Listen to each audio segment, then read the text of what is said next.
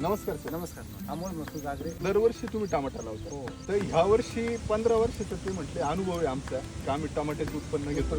या वर्षी काय बदल वाटतो? यावर्षी बदल असा आहे का दरवर्षी आम्ही रासायनिक प्लॉट करतो. प्लॉटचा पाला आणि इतके दिवस टिकत नाही. सुरुवातीला खालून जळेल किंवा करपा हा. जाते. यावर्षी करपा आम्हाला हा दिसलाच नाही. 17 दिवसाचं प्लॉट झालेलं आहे हो. सुमारे. आतापर्यंत किती जाळे काढले?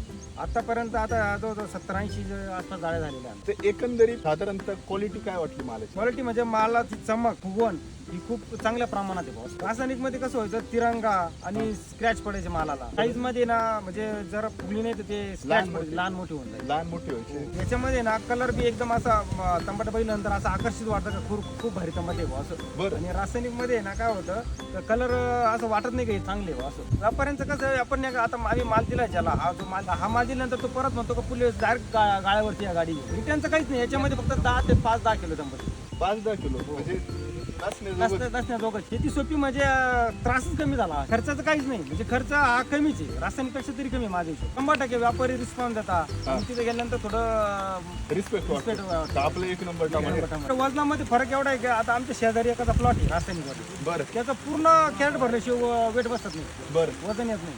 तसं आमचं खट्टीच्या खाली टमाटर तरी वजन येऊन जातं. तरी वजन चालेल. धन्यवाद.